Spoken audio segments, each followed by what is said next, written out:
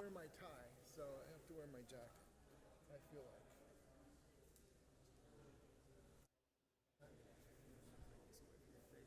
Okay, how's it feel? You feel good? Yeah, this is okay. I want to see the pointer. Yes. Travis has that. He wants the pointer, Travis. The pointer?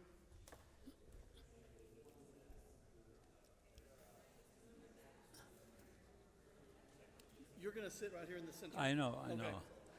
Do you have a little pillow? A little possibly. I wonder if we can get. Oh.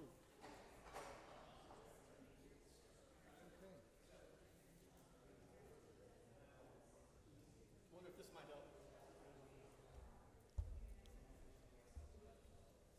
To sit on.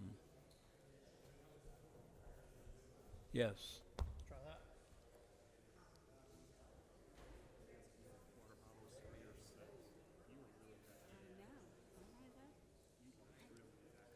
And the pointer. Oh, there's a pointer? Travis is going to get it. Yes. Get you some water.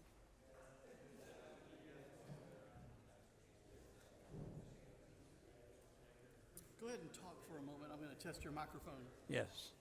This morning, I didn't take an egg because I thought I'll leave that for tomorrow. Okay, hang on a second.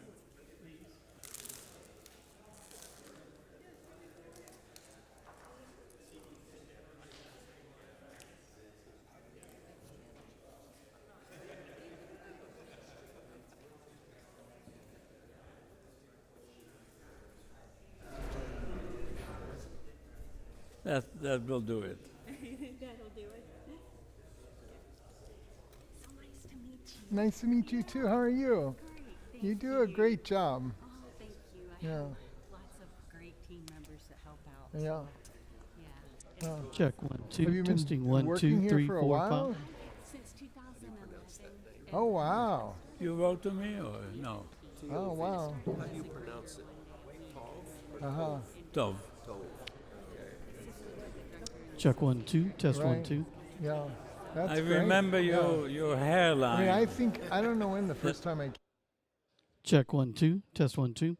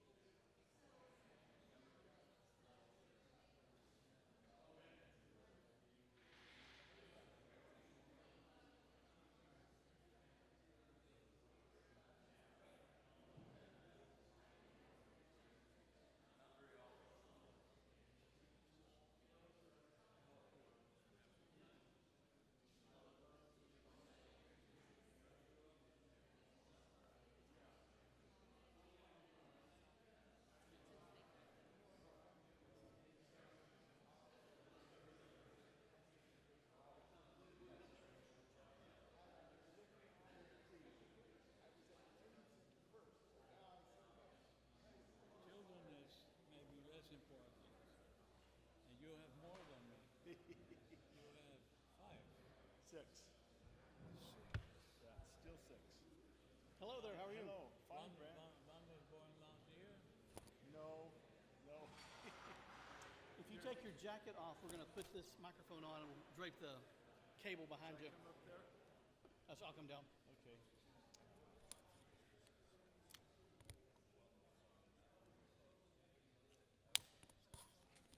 Let me just do a quick check here. Check 1 2 3. Check 1 2.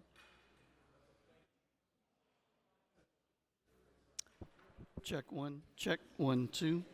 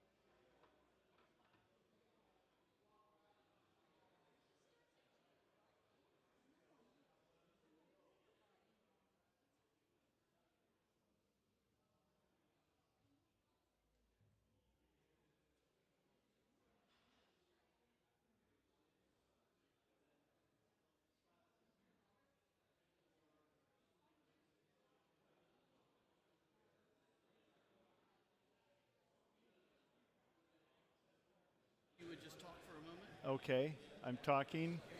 Testing 1, 2, 3, 4. I think they can hear me out there, can't they? Just barely. Okay. So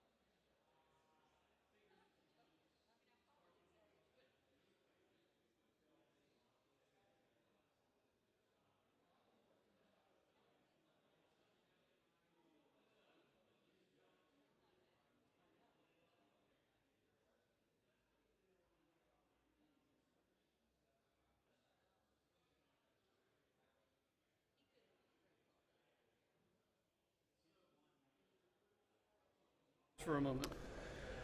It's nice to be. Oh, it's really loud. And there's this thunder and lightning. You know, it's like You the bring coal it, out of an eye. You really bring it. Right.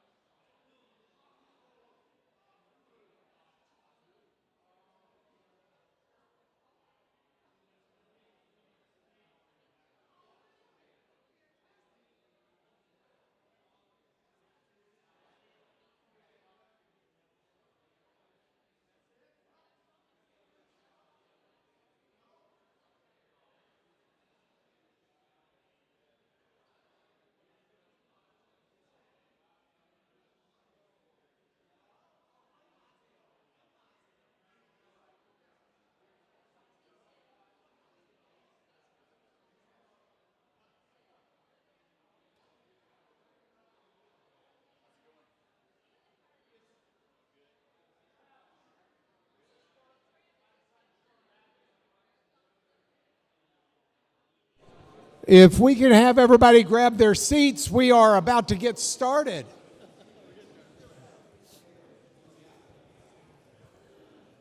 We are about to get started. I've got the panel coming up.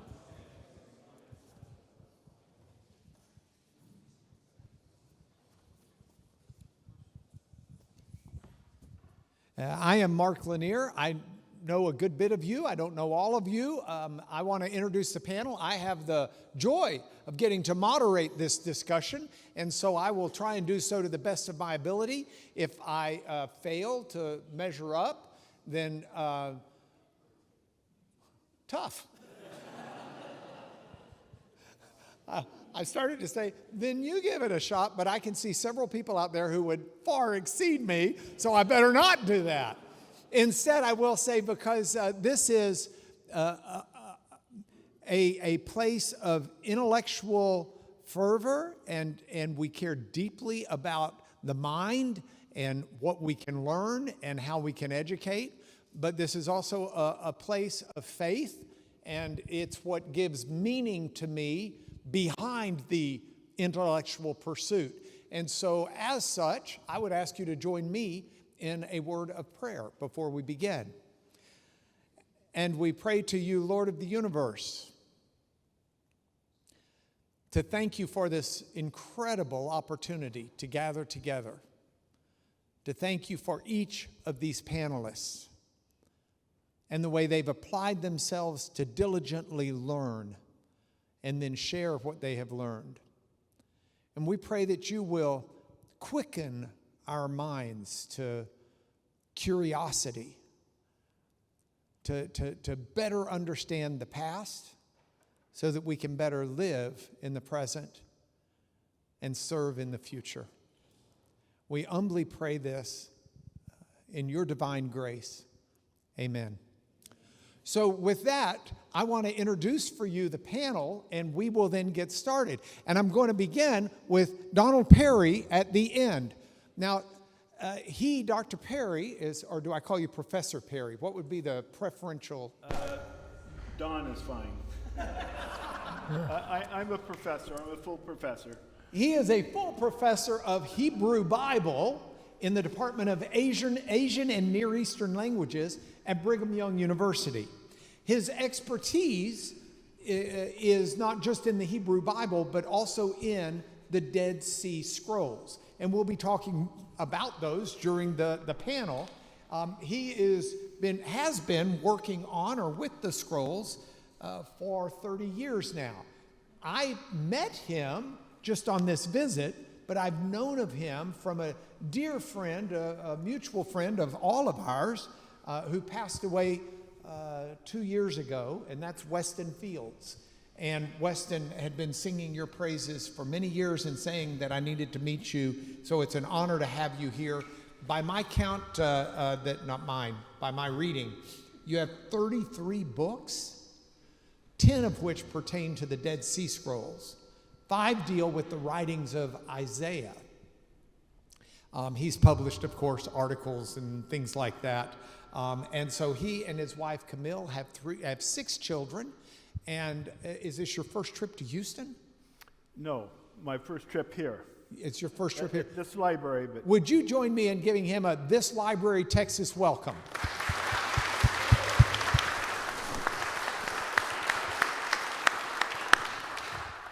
And then seated next to me is Bill Schniedewind. Now, Bill has been a friend of mine for a few decades. We don't have as much time with each other as we'd like, but early in our relationship, when this chapel was being painted, I had set up the painting, and you have in this second crossover the story of the Exodus. And it concludes with Moses there signaling to the Israelites, go that way, across the Rift Valley. But you will see up here, Moses is holding the 10 Commandments. And I told my painter that I did not want those painted in the text that you might read in a Hebrew Bible today. The Hebrew Bible text that we typically read from is actually an Aramaic script, an alphabet, which the Jews adopted probably during the Babylonian captivity at some point, but it is not what the Paleo-Hebrew script would have looked like if you're a late Exodus guy like me in the 13th century BC. In the 1200s, we don't know really what it would look like, but I wanted to come closer. So I told my painter, just wait. My painter had finished everything except the 10 Commandments. And he sent me an email saying, that's all I have left to do. Give me what I must do or I'm going home. I was in Scotland at the time. And I took that email and I emailed Bill Schniedewind and 3 or 4 other friends that I had who were conversant with ancient Hebrew and other languages. And I asked them, Bill, what script should we use? And all of them weighed in. But I think ultimately Bill was the one responsible for the script that we used. My fault. Then all I had to do is figure out how to manipulate that script into something my painter could paint. But Bill is professor of biblical studies in Northwest Semitic languages. He's the chair of the ancient Eastern Mediterranean studies at the University of California at LA, UCLA. He took his bachelor's degree from George Fox, his master's in historical geography of Israel from Jerusalem University College. He also has a master's and a PhD in Near Eastern Studies from Brandeis in Boston. He's intimately involved in the study of the scrolls of Second Temple Judaism. He is the trustee and a secretary for the Albright Institute. He's written a number of books. A lot of y'all have probably worked through his primer on Ugaritic. I will tell you how the Bible became a book was published by Cambridge in 2004, and it just took him 20 years to do the follow-up about the story of the scribes and how they physically wrote the Bible. I heard him lecture on that at Lipscomb University, my alma mater, a couple of weeks ago. And it's a really, really good lecture that I'd love to have him come back here and do again here at some point in time. But would you join me in welcoming Bill Schniedewind?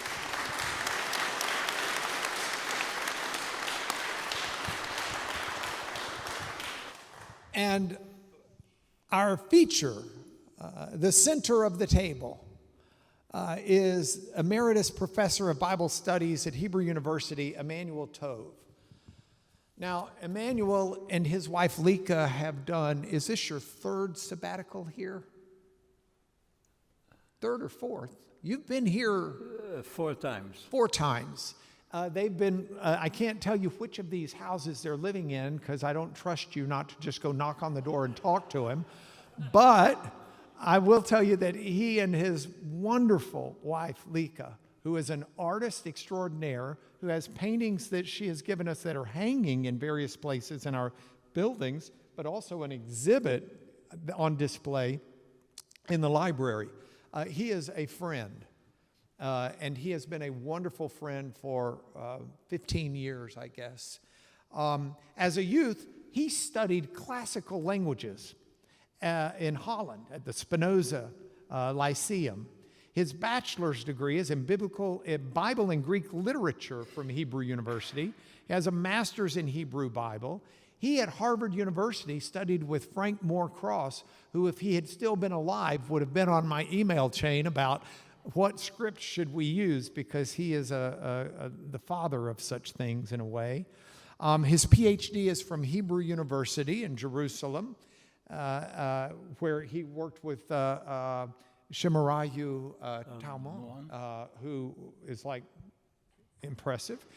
Visiting professor at the University of Oxford, Uppsala, Sydney, Stellenbosch, University of Pennsylvania. Since the early 1990s, he's been intimately connected with the Dead Sea Scrolls from 1990 to 2009, so for almost 20 years. He was the editor-in-chief of the International Dead Sea Scrolls Publication Project. And we've got, there are 33 volumes, I think, at this point, but those are spectacular. He's done a lot of other things as well. He has awards beyond the ability to spend time on talking. He has 3 children, 4 grandchildren. Would you give a Texas welcome again to Professor Parry?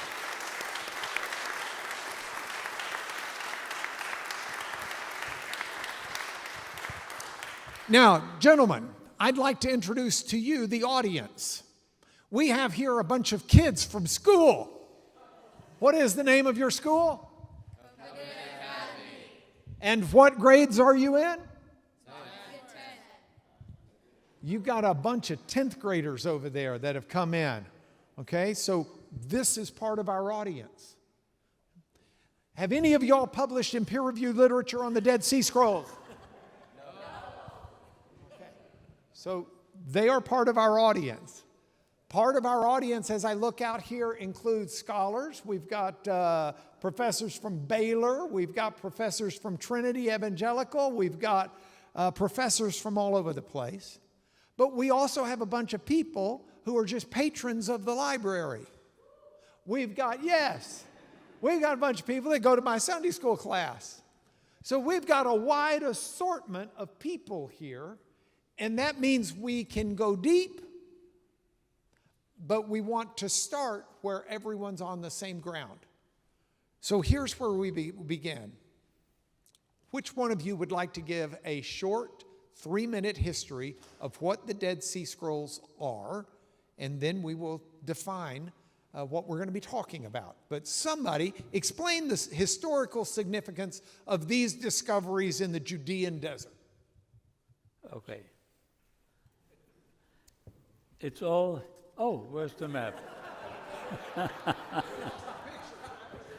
We took care of a beautiful map, and the map will be on in a few minutes.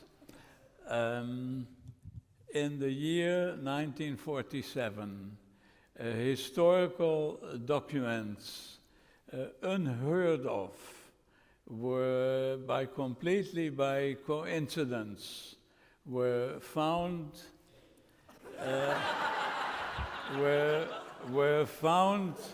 in a completely unexpected place in it's called a desert, but it's not really a desert.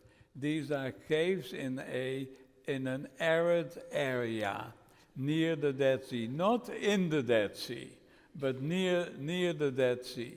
These are remnants of the literature, of the literary remains of a group of Jewish people. In the beginning, they were portrayed as Christian literature. That took some 10, 20 years until it was clear, it was clarified. This is really Jewish literature. From the time of Jesus Christ, that's true, but it is Jewish literature. The map is on, and I'll show in a while. Jewish literature from the time written between, you should remember the time, written between 250 before the Common Era, that's before Christ, until the 1st century, and in some cases the 2nd century of the Common Era, that is after Christ. And they were found in different places, and the main site, the main place is called Qumran, and it's there but not here. The main place is called Qumran. When you use the term Dead Sea Scrolls, you mainly think about Qumran. That's where these caves are. And in Qumran, near the Dead Sea, lived a community of about 400 people. They're called a group. Sometimes we call them a sect that separated itself from the main group of the Jews living elsewhere in the country, they devoted themselves to praying to God, to tilling the land, and to writing, to praying and to writing literature, writing religious literature. At the same time, they also were copying, and I'll be talking about that tomorrow in my lecture at 7 o'clock tomorrow night. They copied and they copied and they copied. So these are remnants of the literature of the Jewish people from that period. Much literature was brought into Qumran, that they brought there. And so through these Dead Sea Scrolls, we have an impression of the literature of that period. Now, there are also 2 other sites, or 3 or 4 other sites south of Qumran. When the map is up, I'll show them later on. And the most famous place of that is the top of the Masada mountain. And these are different types of communities. We'll talk about them later on when the map is on the screen. Okay. So prior to this discovery, and maybe we can categorize the texts that were discovered into 2 big buckets. One bucket being the biblical texts, and the other bucket being other Jewish writings that were not what we would consider to be biblical texts. But prior to this discovery, if we wanted to see the oldest copy of the Tanakh, of the Hebrew, the bulk of the Hebrew Bible, what Christians would call the Old Testament, how old would that copy have been?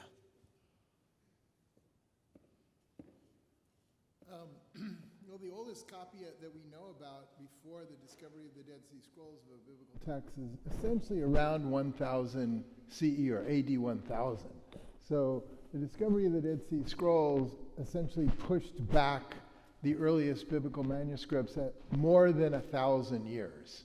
And generally speaking, people would also say that there's a certain kind of continuity between the Masoretic text that we know from the early medieval period and a lot of the biblical manuscripts at Qumran, although it also complicates our understanding of the biblical text at Qumran, as Professor Parry and Professor Tove have shown. Okay, so let's go back to basics. We have copies of the biblical texts that date from 1000 of this era, so that's 1000 AD, or if you want to say CE in the current era, maybe 900. You can go back a little bit closer to the time of Jesus, but you've got those sets of texts that have been produced historically by scholars that we call Masoretes. It's called a Masoretic text. Is that fair to say? And so you've now got, in addition to the Masoretic text, which is what has endured through the Middle Ages, you can go back 1,000 years and you can see this body of biblical text, some just fragments, some stunningly complete books. The great Isaiah scroll may be the most famous of those, but you've got these texts that are copies that had been made of the holy writings that go back over 1,000 years earlier. So it's a profound thing. Now, I would love for y'all to give us a little more background information before we get into the nitty-gritty, so these kids can answer this on their test when they get back. What can you tell us about the physical, and Donald, maybe we go to you, what can you tell us about the physical aspects of these texts? I'm thinking the materials, where the materials came from. Just give us an idea physically of what we're dealing with. The great majority of the scrolls were written on leather. And it had to be clean leather, according to the rules, which meant sheep or deer. Now you'll find a Torah scroll written on bovine or cow. And just as a little side note, I recently purchased a 100-year-old Torah scroll from Jerusalem, and it's just beautiful. I carefully show my students, and I tell them how to care for the scriptures. So 90% or so on leather, several on papyrus, and one on copper. And the copper scroll is a delightful, interesting, fascinating scroll. I think it was discovered around 1952-ish in Cave 3 of Qumran. But it's an important scroll because it's like a treasure map. And it lists 64 deposits of huge treasures. And the scroll was so brittle, and when they discovered it, it took about 6 or 8 years to learn how to cut it. And they actually took it to Manchester, England. And as I recall, a dentist cut it carefully with some kind of a saw. So, but 64 deposits of a huge treasure. Now, just one more note on the copper scroll. A lot of scholars have discussed, is it really a treasure map? Does it list the 64 deposits of treasure scattered throughout ancient Palestine? And I attended a conference in 1998 in Manchester, England, the same city where this was carefully cut up. And our moderator was George Brooke. We all know George. He asked all the scholars, is it genuine or is it fake? Genuine or fake? Because the deposits of treasure were so huge. It'd be billions of dollars worth of gold and silver and the rest. And as I recall, every scholar said it's genuine because they probably wouldn't have put a forgery on a metal, a copper metal. If you're going to do forgery, use cheap material like papyrus. So number 1 is leather, number 2 is papyrus, and then the copper scroll. Yeah, it's interesting, and Professor Tove, I'm going to come back to you because I want to ask you about that, but I'll throw this in as the segue. And I have to be real careful here. I'm a lawyer, okay? I mean, so this isn't like my area, okay? So I'm doing the best I can. So if these guys don't hesitate to correct me if I say something wrong. I don't think I'm saying something wrong, but if I am, just say, Lanier, you're wrong. In the first century, a lot of the Jewish population would use the temple itself as a bank. They could put their deposits there. In essence, the temple would hold a lot of treasure, and there would be periods of time where the priests and others might even take some of that and go hide it. And I think the caves were an effective place where some thought they might have gone to hide stuff. It's part of why the Romans wanted to plunder the temple and take away as much booty as they could. It was also a reason why they disassembled the temple, because they were convinced a lot of things were hidden in rooms that they couldn't readily identify. But you've got the question of not only the copper scroll and whether or not those resources were accurate, but you've got the question of why on earth anybody's been sticking this stuff in caves anyway. And so it brings in part the geographical question of where are these caves in terms of Jerusalem. You know, help us understand where these discoveries have been made. So Professor, you've got the pointer. Just don't fall off of this. Yes. So what I'm going to say pertains to not only Qumran, but also to the other sites. So on top of the map, you see Qumran. And a little to the left, you have Jerusalem. So think about modern Israel. You are in Jerusalem, and you take a car, and you drive to Qumran, takes you nowadays, it's not like 50 years ago, but it takes you nowadays half an hour, not more. And in half an hour, you're in Qumran, you descend 1,200 meters, as much as that. And you are in a kind of basin. You are 400 meters below the level of the Mediterranean Sea. And so this is an enormous difference. You are in a completely different climate. This is completely dry and arid as compared with Jerusalem and the remainder of the country. And this is the secret for the preservation of the Dead Sea Scrolls, because it's dry and arid, there's no rain there, and there's caves. So scrolls that were deposited in caves were there to stay for 2,000 years, and I can tell you a secret, that scrolls that stayed there for 2,000 years were kept in better condition for 2,000 years than when they were moved afterwards to a museum and were shown to the public for 20 years, and then they were starting processes of decay. And so in some cases, like the Isaiah scroll, it had to be moved to a vault. So they were better off in the caves. Now, the caves of Qumran, that's over there, and that's where the Qumran community lives.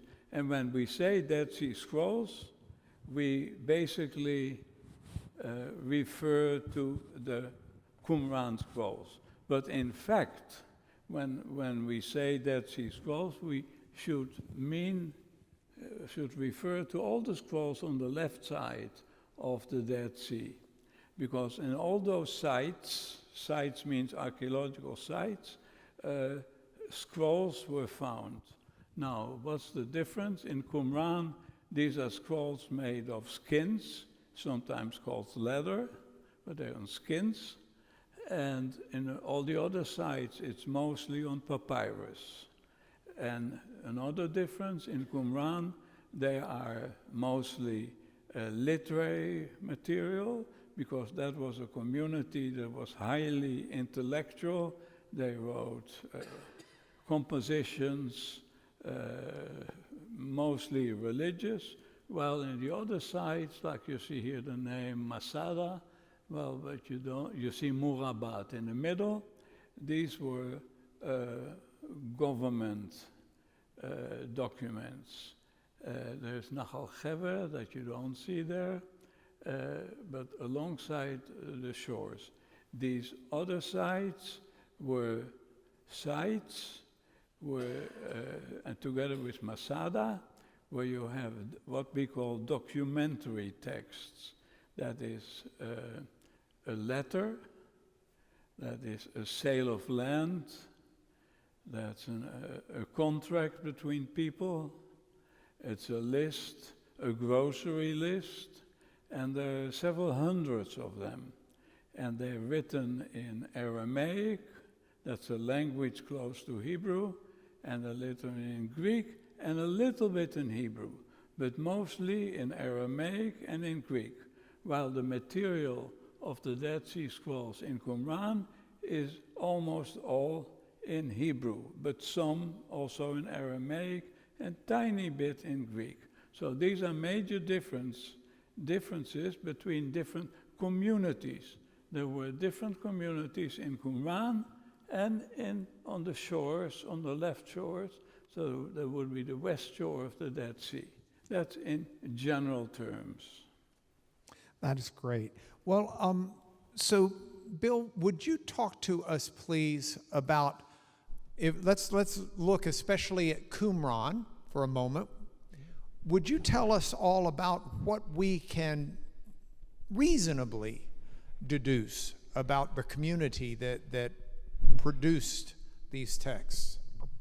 So the general consensus, or developing consensus, I would say now, is that the community, the sect, if you will, that's related to the site of Qumran. Can we figure out why his microphone's doing that, please, Brad? Thank you. All right.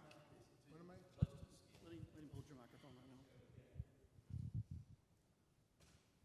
right now. So we generally think that the community, the sectarian community at Qumran is related to a movement called the Essene movement. And it used to be that this sect was associated strictly with the site of Qumran, which would be very interesting for the history of Judaism, because then it would mean that when the site of Qumran was destroyed, like the Essenes would have also disappeared. There are a few problems with that idea from the beginning, which is one, for example, one of the scrolls from Qumran is called the Damascus document. It's actually 2 copies that were found in the Cairo Geniza, dating to around 1000 CE or AD 1000. So there's a continuity of a major composition that's related to this sectarian community that we know in many, many copies from Cave 4 at Qumran, and as well as Cave 5 elsewhere. But more than that, in recent studies, we've begun to realize, especially because of the complexity of the manuscript traditions, that actually these scrolls were copied in more places than Qumran. That's what I would say, and that the Essene movement was much more complex than a single place. So while Qumran is a major site of this sectarian community, it is not the only place where you could find an Essene, and there's a complexity to this Essene movement. The other thing I probably would say is it's really important to recognize that this is a sectarian community. You can't look at the scrolls from Qumran in Qumran scribal practice, for example, and say that this is just general Jewish community. No, this is a community that distinguishes itself in many significant ways. I'll just give 2 really significant ways. I mean, there's the scribal practice that Professor Tove has shown, but there's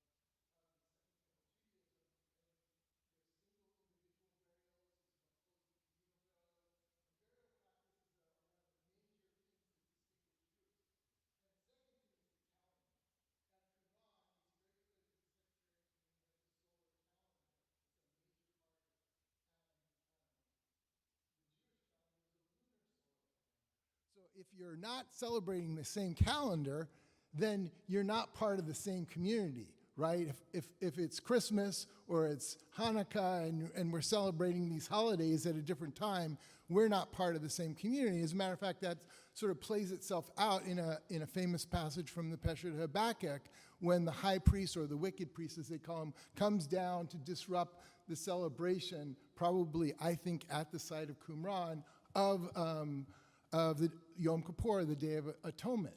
So that means that they're celebrating a different calendar. There are separate groups. So there's a minority of people who would probably say, no, they're not Essenes and they're not a sectarian group.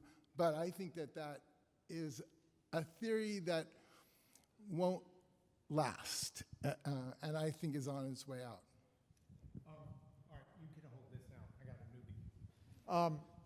Do you all agree Essene community produces the bulk of what we've got in Qumran? Totally. Totally? He says yes. He says yes. What say you, Mr. Dead Sea Say Scrolls? that again. Do you believe that the Essene community produced the bulk of the materials that we have in Qumran? In my view, if I look at the totality of what we found in Qumran, that is some 950 fragmentary scrolls. The Essene community produced 1/3, and the remainder was imported into Qumran when I see in my frame of mind, in my dreams, I see people coming into Qumran, which is a strange place in the middle of the desert. I see people coming in there in about 100 before the Common Era. They decided to leave society, and they wanted to devote themselves to life for God, and they took with them, they didn't come with a car, they took with them a donkey, or who knows, a camel, and they took what little they have, maybe a tunic, a robe, and some scrolls, all their intellectual property. And so they took scrolls with them, and it's very interesting to see which scrolls. Now, I have a certain theory to which Bill referred. I call this the Qumran Scribal School. It's too detailed and too technical to explain, but basically it is a theory that is based on a certain scribal system. That is how you spell certain words. Let's say you have the English word night, let's say the English word color, C-O-C-C-O-L-O-U-R, which in America you spell C-O-L-O-R. So here you have a spelling difference. So you can spell Hebrew words in different ways. And so they spelled Hebrew words in different ways. They have different forms, they have different scribal systems for writing the name of God, etc., etc. So I identify certain scrolls belonging to this system. This is my theory, which many accepted and some did not accept. That's the way of scholarship. Take it or leave it. So, Can I, if I could just add, to what Professor Tove said and kind of nuance what you said earlier. You talked about two buckets, a biblical text and Jewish text from Qumran. I wouldn't do that. I would make three buckets. I would say there's biblical texts, there's general Jewish literature that we knew about, things like the Book of Tobit or Ben Sira, that were essentially existed. Then there's a whole new segment of literature that is sectarian literature, compositions of this sect that are brand new, like the War Scroll or the Community Rule or the Pesher literature from Qumran, and that's totally different. Of course, then when you get to the biblical scrolls, some of those are Essene copies and some of those are non-Essene copies, so it's a very complicated picture.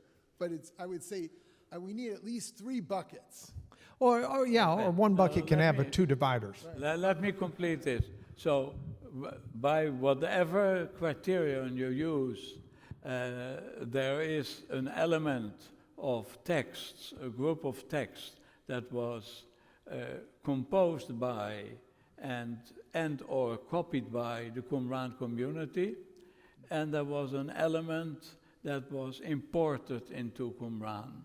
I think scholars probably accept this kind of division, different from what people thought in 1950 and 1960. That's why the very famous book of my teacher, Frank Moorcross, was named. He wrote this book, which was the Bible for all of us, named the Ancient Library of Qumran, ALQ. Well, it's not the Ancient Library of Qumran. It may not have been a library at all. Because I say these scrolls, we call them the Dead Sea Scrolls, but they're actually also the scrolls from Jerusalem and the scrolls from Tel Aviv. There was no Tel Aviv then.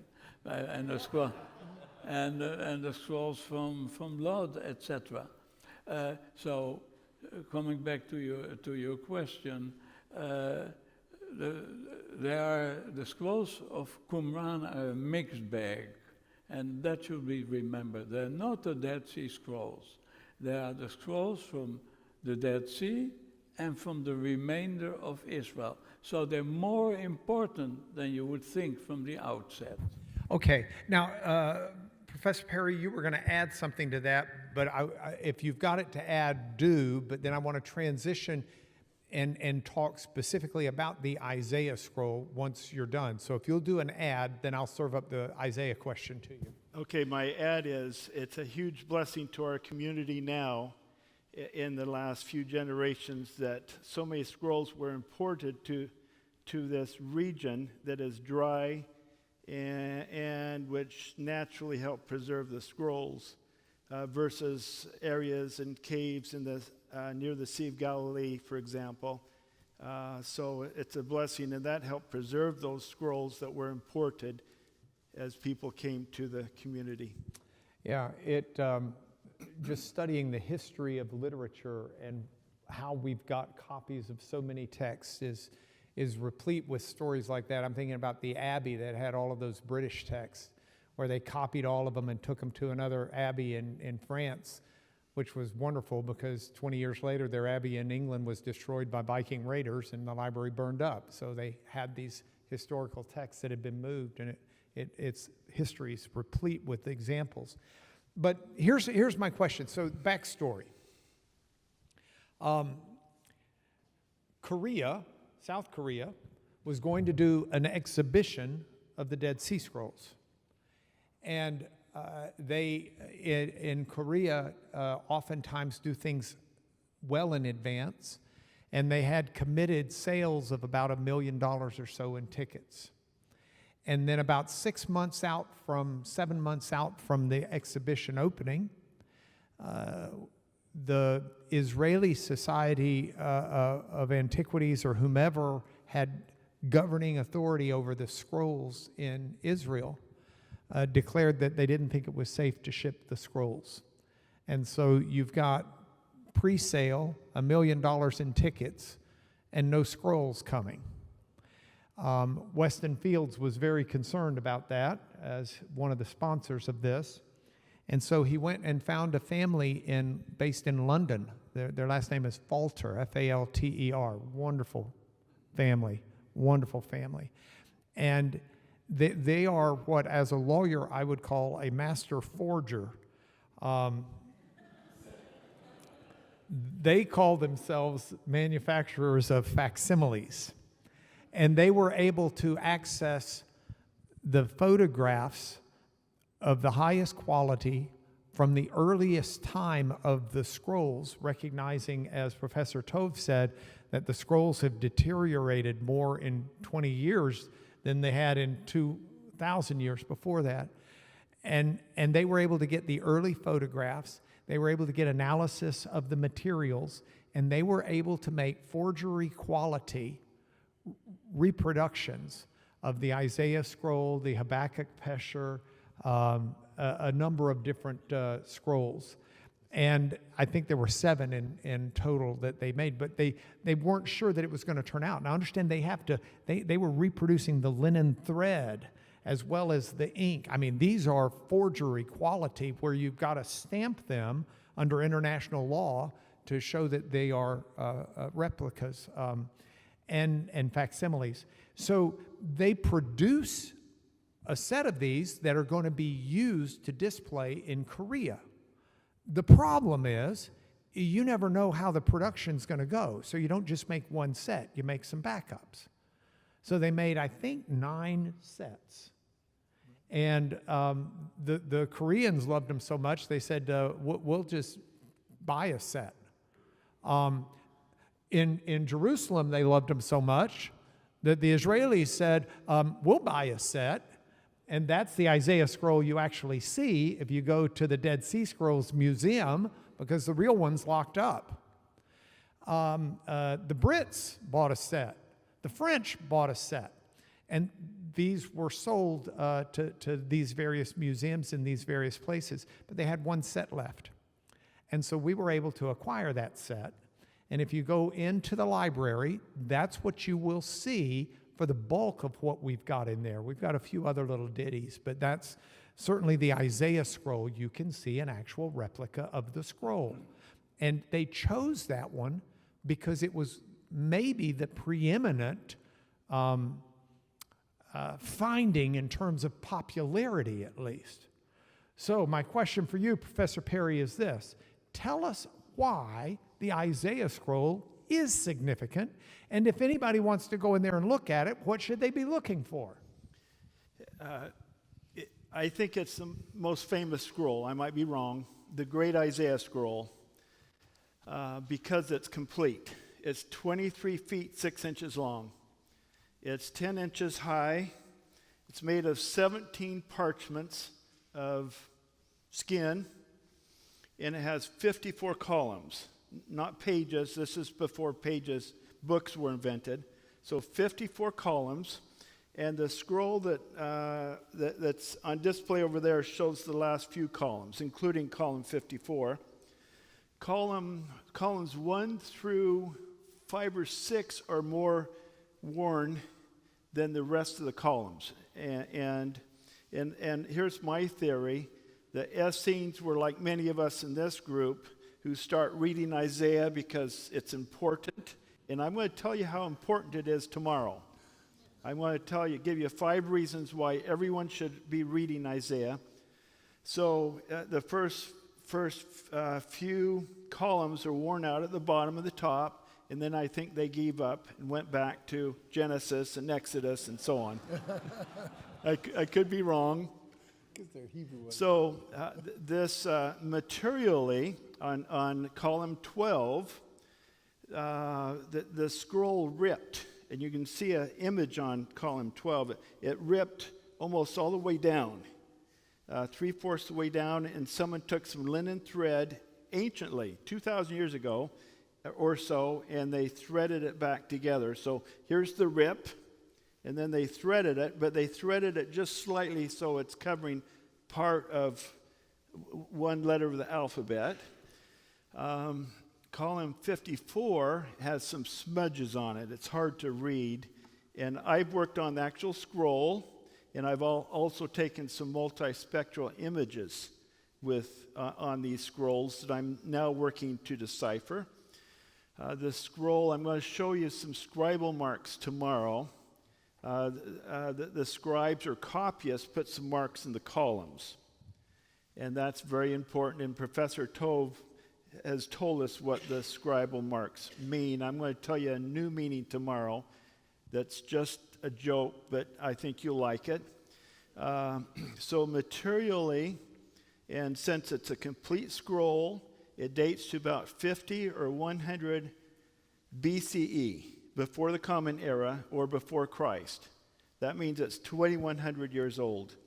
So in Luke chapter 4, Jesus went into a synagogue in Nazareth and had an Isaiah scroll handed to him.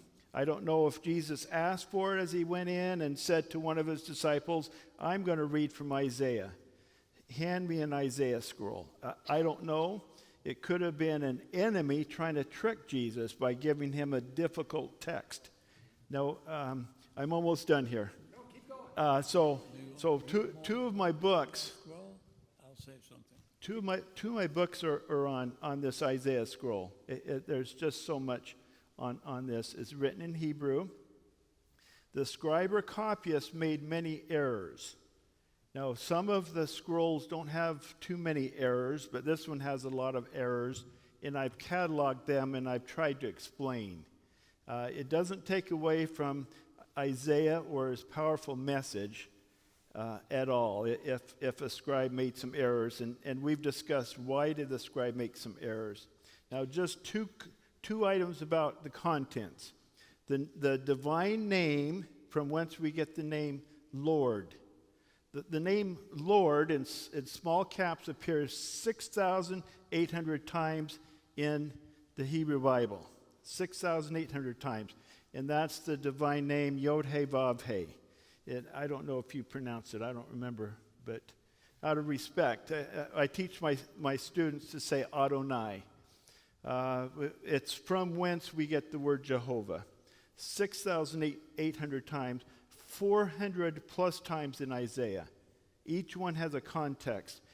Isaiah is packed with the Lord's name. One more quick comment. I actually wanted to take 2 hours. So one more. I've gone through Isaiah and counted how many times we have Jehovah's actual words.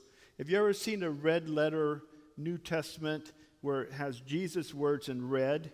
I did the same with Isaiah, with Jehovah, and there's his actual spoken words, groups of words, 200 times. So this is a very important scroll. There's more, but I can't just keep talking about it. No, that's really good. And I think Professor Tove wants to jump in and add to that. Yes. If you just to give the audience an idea about what scholarship is all about, you have two persons, you have three views. I'm rather split. I'm schizophrenic in my view about the Isaiah scroll. I use the Isaiah scroll all the time, but I'm split in my view about the importance about that scroll. Namely, in my book that I quoted, I have a book about scribal practices. This is the scroll that I quote most, because it's the longest scroll and it's the best attested. I have all these beautiful things. I can see, I know this scribe, or there's actually two scribes. I know these scribes the best. I know what he does here, I know what he does there. I know the scribal signs, I know why he messes up this, I know how many mistakes he makes, etc. I know these two scribes beautifully. But now when we think about the importance for the biblical scholarship, and Professor Parry has written a book about that, a beautiful commentary on the value, and maybe not here, I'll quiz you later. What is the importance of the readings, the content of this scroll? For what is the bottom line? Now, so you compare the reading, that's called the details, we call that the readings, or we call that the variance of the scroll compared with the traditional text. That's the Masoretic text. Then I say, and maybe you agree, that the traditional text is 99% better than the Isaiah scroll. The Isaiah scroll has millions of mistakes. It has scribal forms, it has linguistic forms that are completely idiosyncratic. I won't go into details. So that's why I say I'm split in my views. And the bottom line, if you're writing a commentary on the Isaiah scroll and you use only what is important for the exegesis, then you'll have little input from this Isaiah scroll. Okay. I want to clarify. So I fully agree with Professor Tove that the Masoretic text, at 99% or even greater, is of more value. I fully agree. And my 500-page book points that out time after time after time. So yes, no disagreement. Yeah. The question you're asking, though. Yeah. I would probably say that the great Isaiah scroll is the quintessential example of Qumran scribal practice. And so if you're interested in a scene, thinking and interpretation, this is the text you look at. Not because it's the same as the Masoretic text, but it gives you new insights into Second Temple Judaism that are outside the mainstream. So I'm also divided in a way because I see all the mistakes, but it is both, different, and because it's different, very important.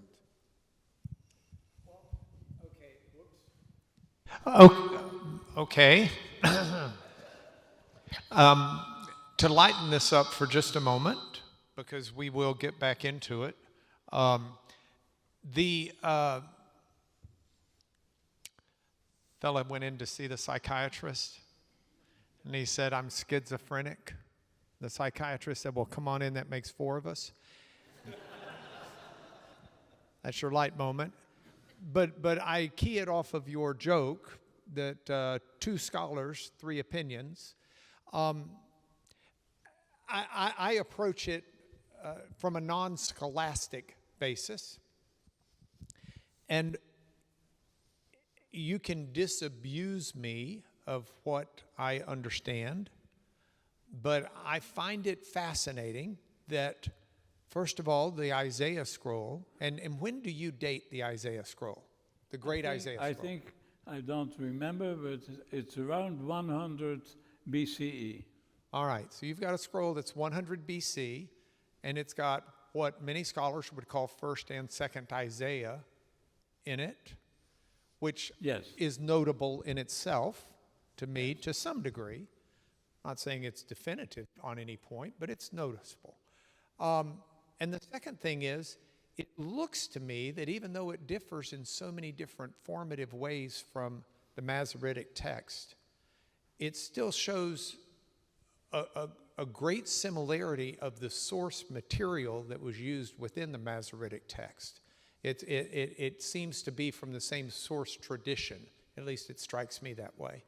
It's not, like if you're looking at the book gospel or the book of Acts and you're comparing the Western text to a more normative text, you'll see it comes from a different tradition. But when you look at the Masoretic text, it seems to be traditionally of the same vein, at least, as this 1,000-year previous text. Agree? Or? Yes. Agree. Okay. Do y'all want to add anything else on the great Isaiah scroll before we move on? Well, I would say, if you note this fact that in the year 100 BCE, we have a great similarity between the Masoretic text, basic similarity between the Masoretic text and the content of the Isaiah scroll. That's actually to be expected, because you are in a late stage for the production of the book of Isaiah. You're not in the year 700. So the great differences in, if any, for the production, for the development, for the transmission of the book of Isaiah would have taken place in 700, 600, 500. By the year 100, it was fixed. It was fixed text, yeah. Yes. That's to me very fascinating. That way, if you compare with the New Testament, it's children's game. Because in the New Testament, that's much later, and there the changes are much smaller. Yeah. Okay, so let's take a step forward now from here. You've got the great Isaiah scroll, but you've also got a host of scrolls that are non-biblical texts, that aren't directly books of the Bible. Maybe that's a correct way to say it. So, Bill, how do the non-biblical texts from the Judean desert inform our understanding of the development of Judaism during this time period? And for our students at least, we're all throwing in phrases like Second Temple Judaism. Why don't you tell them what you mean when you use that, and then from there talk about how these non-biblical texts help our understanding of it? So this is a very exciting time, the Second Temple period. We're talking about the period from the destruction of the First Temple in 586 by the Babylonians until the destruction, and then the rebuilding of this temple somewhere around 515 BCE or BC. And then this temple exists until its destruction by the Romans around 70 CE or AD 70. So that's the Second Temple period, generally speaking. Usually scholars, when they're talking about the Second Temple period, tend to be emphasizing the late stages of this period. They tend to be talking about the 3rd, 2nd, 1st century BC. The really exciting thing about the Dead Sea Scrolls, because of the diversity of the corpus, it's not a sectarian library, as Professor Tove pointed out. It's a library of scrolls that came from all kinds of different places and reflect different Jewish groups. So one of the things that's exciting to me is that in this corpus, you get to see, Professor So said there's, 2 scholars, there's 3 opinions. Well, in the Dead Sea Scrolls, there's a reflection of many different Jewish groups. And the complexity of those different groups, and sometimes the arguing about different groups about what's important. What's the Jewish calendar is like the most obvious, problem. So, and also what's the Bible? I mean, this is what got me excited about this topic is this is the formative period for deciding what the Bible is going to be. So one of the questions we have is, like when you say the Bible in the Second Temple period, well, whose Bible? Which Jew are you asking? Is the Torah the Bible? That is the Pentateuch, the 5 books. Is the book of Jubilees part of your Bible? Is the book of Enoch part of your Bible? I mean, in the New Testament, it quotes the book of Enoch. In the Ethiopic Christian Church, they have the book of Enoch in their canon. So there are different kinds of Bibles. There are other texts, like the Temple Scroll, that some people might think are part of Scripture. But these are things that are, I think, major topics of debate and discussion. And we're seeing it play out in the quote-unquote Second Temple period, and we have the first-hand evidence. Like, so what did we find when we found the Dead Sea Scrolls? We found the first-hand evidence of this formative time when all these groups are discussing and debating it. They're standardizing the Bible, but they're also copying it and making I don't know if they're mistakes, always. Yeah, I think a lot of these variants in Isaiah, they're not mistakes. A lot of them are intentional variations. And that's a very interesting phenomenon. All right, so we've got about 25 minutes left. And I've got a question that Professor Parry provoked in my brain. And it's one I just want to ask. I'm going to start with you. I'm going to work all the way down. And here it is. Out of the non-biblical texts that were discovered, and you can expand beyond Qumran, and you can go down to Masada or anywhere you want, okay? Out of the non-biblical text, can you pick one that is a favorite and tell us why? I like a lot of them. I like an awful lot of them. My favorite topic in Qumran studies is biblical interpretation. And that's one of the reasons I got started in this, was interested in early biblical interpretation, formative messianism. The other thing is I like to read texts, and the problem of Qumran texts is so many of them are fragmentary, So I guess the Pesher to Habakkuk is like one of my favorites, just because it's relatively complete. It's a commentary on the book of Habakkuk in a special genre. You see a lot of the idiosyncrasies of Qumran scribal practice, the peculiarities of the sectarian practice of biblical interpretation. So that would probably where I'd go. I like a lot of them, though. It's hard to pick. Community Rule, Damascus Document, I like to read text, I don't like to read fragments. But it's part of the job when you're doing Dead Sea Scrolls. All right. Professor Tove, do you have a favorite, or can you choose one that is among your favorites and tell us why? One of the favorites of the non-biblical scrolls. Well, I would say in general the sectarian scrolls. Whether I like, it's like if I ask you, I won't ask you. which of your children you love best. I won't ask you. If you ask my children, everyone will say, he won't say it out loud, but it's me. Yes. So I won't ask you this question. But I like Bill said, I like the Psharim. Psharim, these are commentaries on the biblical scrolls. I like them. So we have commentaries on some of the prophets, on the Psalms, and they're very interesting and they're idiosyncratic. Basically, they tell us, just like in the New Testament, the New Testament tells you this and this is written in the Hebrew Bible and it all pertains to Jesus. And so these commentaries in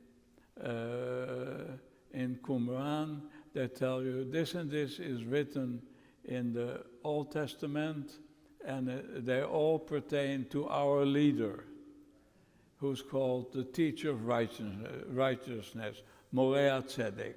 So he is right, because he does what is written in the Hebrew Bible. I like them for the way they portray the Hebrew Bible. I like the Hodayot, the Thanksgiving hymns, because of their religiosity. I like the Manual of Discipline, the community rule, because they give very clear description of the community life, how you have to live. You know, people have compared the life of the Qumran community with life, for one thing, with life in a kolkhoz, but also with life in a kibbutz, how newcomers are accepted, etc. So I like, and there is much in common on a sociological level. So I like that. But So your one favorite is all of them. one favorite, like Bill, I prefer the Psharim, the Qumran commentaries on the Hebrew Bible. Yes, All right. You're very nice. All right, Professor Parry. Thank you for this question, and thanks again for your prayer, where you mentioned the word quicken. I really appreciate that. Like my colleagues, I like all the text. I'm going to narrow it down, though.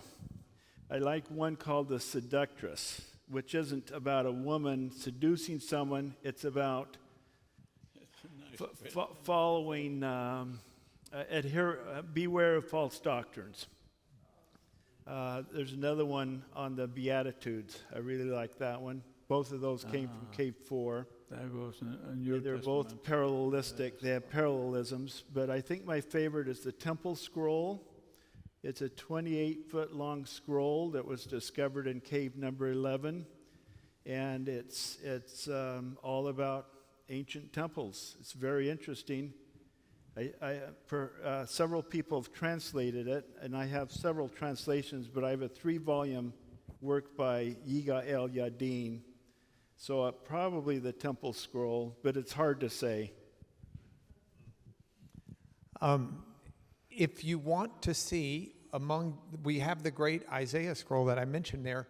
We also have one of the Pesharim, we have the Habakkuk Pesher, which is a replica as well. And I would jump in and say it's my favorite non-biblical text. And the reason is the scribal practices. So Professor Parry mentioned earlier that there are these 4 Hebrew letters that comprise the name of God. And it's a Yod, and then it's the letter He, and then it's the letter Vav, and then another He. So in English, we could write it as Y or J, and H, and then either a V or a W, and then an H. And it's one that scholars, or not scholars, that good practicing Jews, certainly in the time of Jesus, would not pronounce. It was considered blasphemy to say. You can translate it different ways. A common way to translate it is this idea of just presence, built off the verb to be. So it could be I am or I will be, perhaps. But there's an indication in the Gospel of John that Jesus had used the name of God in reference to before Abraham was, I am. And while we're reading it in Greek, there seems to be an indication that that's what the Hebrew would have been that Jesus may have said. And the people pick up rocks to stone him because he shouldn't. I mean, my first year Hebrew, we learned. The first semester, we learned. When you come across that reading a text, you either substitute Adonai, which is just the common word for Lord, or you use the statement Hashem, which means the name, because you don't say it. You don't pronounce it. It doesn't have vocalizations in the biblical text that most of us work with. And so when you go to the Habakkuk Pesher, you've got the name of God there. And they don't, not only would they not say it, they won't even write it in the same way that they wrote it everywhere. So they're writing in this Aramaic script that they had imported from Aram, who had been a mortal enemy for at least the northern Israel for many years, centuries. But they're writing in an Aramaic script until they get to the name of God. And then they will write it in a Paleo-Hebrew script for those 4 letters. They treat it differently than they treat everything else. And it's just really cool. You can see it there. You see in the Isaiah scroll. Sometimes what they'll do is they'll just put 4 dots in for the 4 letters of the name of God. And I find it profoundly illustrating the doctrines and ideas and practices of them at that time. That'd be my answer. All right, last. Give me your favorite biblical text and why that you find in Qumran and why you find it interesting. So, no, we're going to start this way, and we're going to work back to you. Professor Parry, you're going first. Biblical text. Biblical text, you mean book of the Bible? Yeah, well, yeah, or passage within it. What if we divide buckets up, and now I have to divide my second bucket into 2, but 2 or 3 buckets. One of the buckets is here a biblical text. You know, we have Isaiah. Favorite biblical text. Yeah, we have Isaiah. We have a number of different biblical texts in fragmentary form or full form. Do you have a favorite? The Qumran, there were 21 copies of Isaiah in the Dead Sea Scrolls. Most of them are little pieces now. I would say Isaiah. And just to be clear, the only reason I mentioned the great Isaiah scroll is so significant is because it's the only complete biblical text. But the content of Isaiah, I would say the content of Isaiah is my favorite. Okay, my favorite biblical text. You require me again to choose between my children. But I'll tell you what the category is. The category is to choose a Dead Sea Scroll, a Qumran scroll, that differs much from the traditional Masoretic text, and in content, in such a way that we get major insights into the history of the biblical book. Such insights have been learned in the books of Jeremiah, in the book of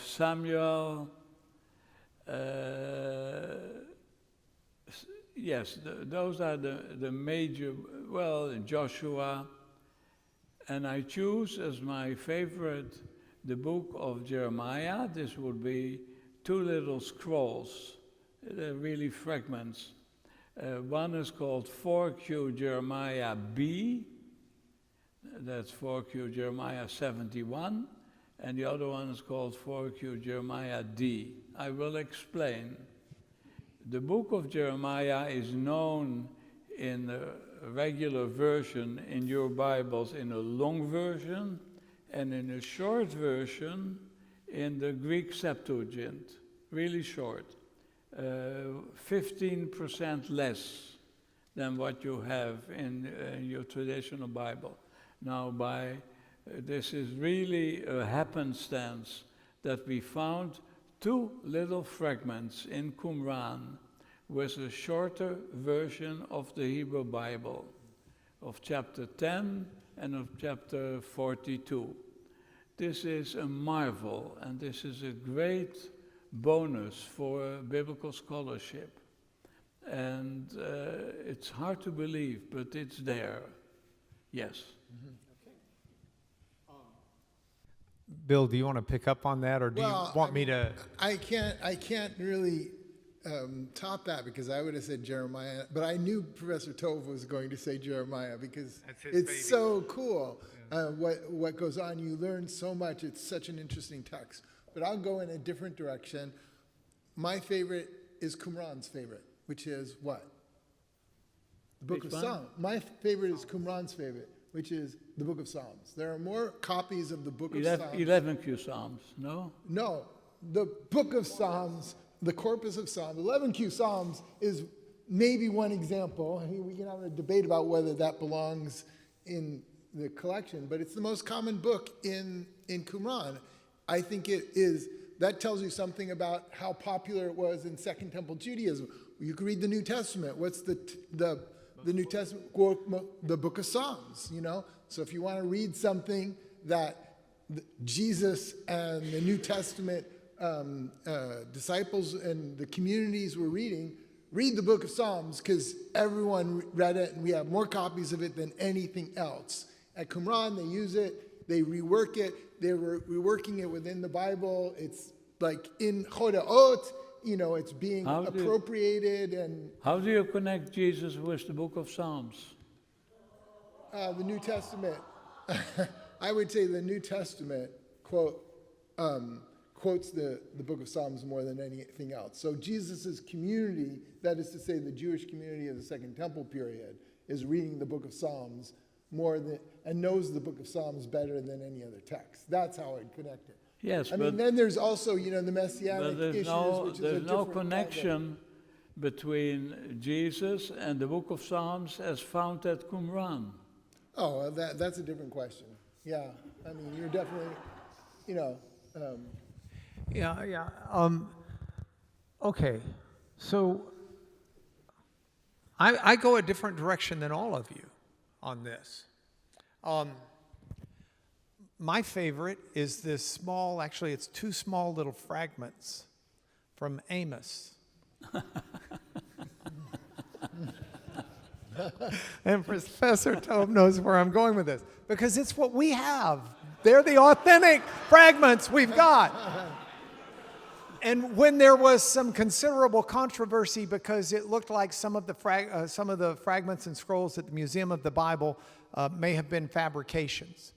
And there were some issues about that, and it was being written up by the media, and the media wanted to know why. I published those. I thought that ours was not a bogus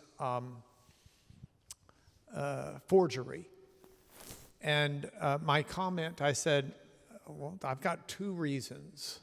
They said, okay, what are they? I said, number one, ours has been written up in the Dead Sea Scrolls Journal by none other than Professor Emanuel Tove, who did a study of it and illustrates, and you can go look at the journal, not only the text, but the way the text fits and the way the way the pieces would have fit together with the way this scribe made the letters and the size, and it's got the authenticity and primature of Emanuel Tove. I said, second of all, we do know the history of it and where it came from, and it came from the Wright family, the Kondo family, and so we've got the heritage of it.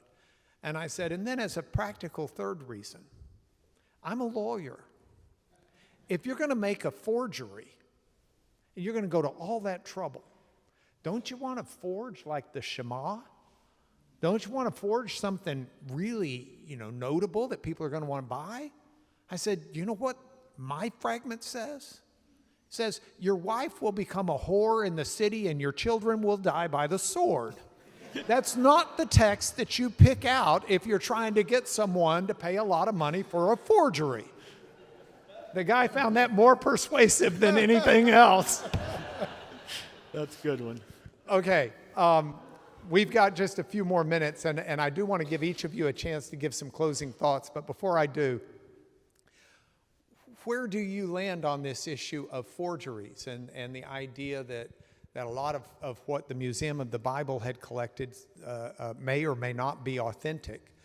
And because from my perspective, looking at it, I see that some of them probably are not authentic, but I think some of the ones that have been labeled forgery may be very well authentic. I'm not an expert enough to know, but you guys are the closest things we'll have to experts. So give us your thoughts. And Professor Tove, you go last because everybody's just going to really hang on what you say. So we'll start with you guys at the corners. Y'all go first, and then Professor Tove.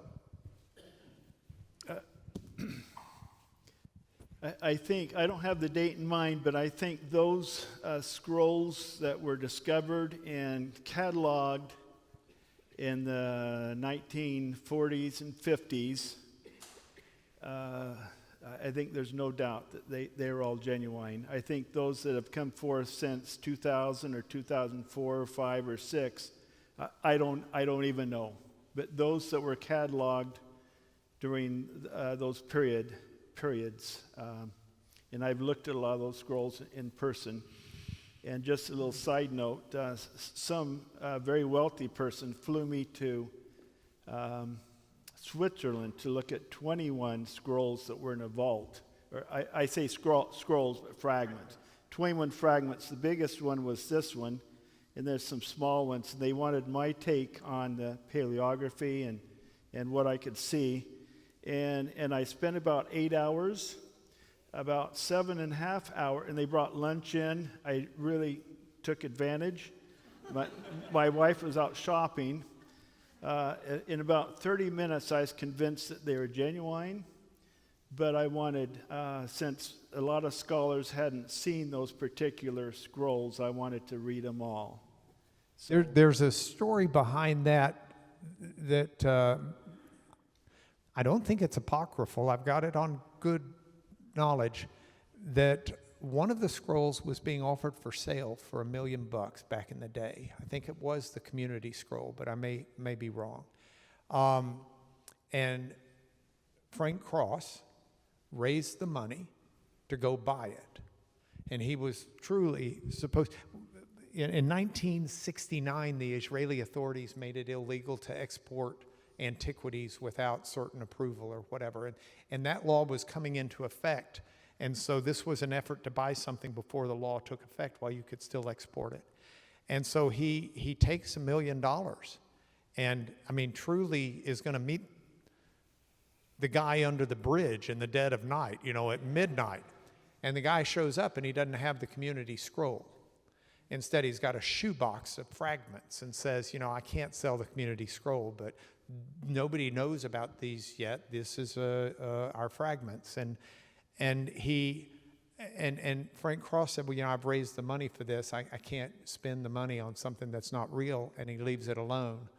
And the story goes that the Kondo family that had that shoebox of fragments got it out of Israel before 1969, took it to Switzerland, put it in a bank vault, and it became kind of their IRA or whatever it is. Where when their retirement fund, when they need money, they'd pull something out and they'd sell it. And that is what you saw, or so the story goes. Bill? I have to say that it's not a topic that really excites me that much. And the reason simply is because I don't think most of the fragments, recent fragments that are either the ones that are in the Museum of the Bible or change anything we really know about the field of biblical scholarship. We don't learn more about the Bible or history of the Bible in significant ways from these little tiny fragments. So then the question is, what's the purpose of the fragment? For the Museum of the Bible, it's kind of like, well, I mean, I find a really good replica does the same thing, which is I'd rather see your replica of the Great Isaiah scroll than your replica of Amos, because I learn and appreciate so much more from that high quality replica. So actually, in a way, if these forgeries are so good that they pass off as real, then I'm like, that's fine, let's display them. You can say maybe it's a forgery or not. I'm still learning the same amount from this in terms of scribal practice, obviously, but I'm really interested in what I'm learning from things, and I think the recent fragments that have come up for debate are meh. All right. Professor Togue, I'm sure you've been asked by a lot of people your view on the authenticity of many of these fragments. What can you tell us? What does your expertise cause you to think? It's not what is my expertise, and I've not been asked by many people, but I have made certain statements that's correct. And I've said consistently, I don't know the exact year, but I've said consistently that no proof has been given to disprove that fragments from the Museum of the Bible are fakes. I formulated in this way. Some doubts have been raised by a very well-known company, but major problems were created when no comparison has been made. What are the criteria for the features of Dead Sea Scrolls? They only raised criteria for the fragments owned by the Museum of the Bible. And incidentally, in parentheses, much politics was involved. And my view was a lonely voice in the desert. And I couldn't go any further than that. But much politics were involved.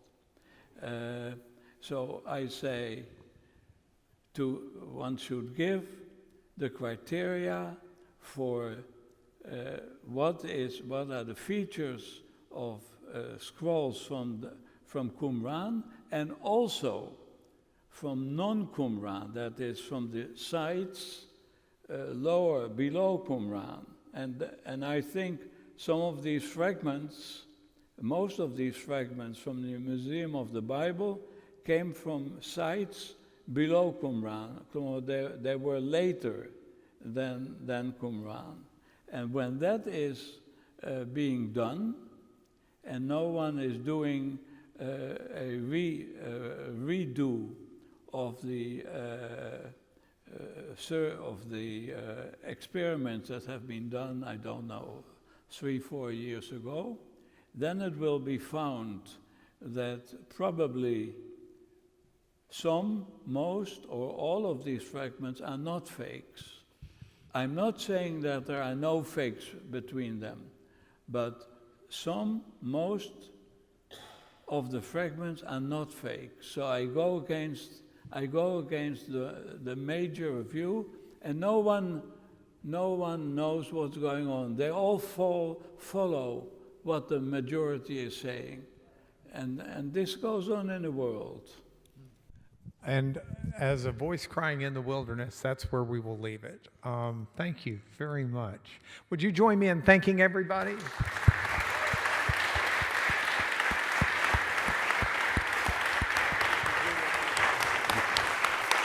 You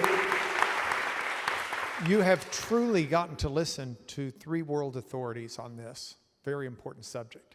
And we are so honored that they were here. Thank you for your rapt attention. I wish you the best. And David Capes, do we have any other announcements that we need to make? Be back here tomorrow night. The lecture by Professor. Oh, thank you. Back here tomorrow night. The lecture by Professor Tove, the scribes of the Dead Sea Scrolls.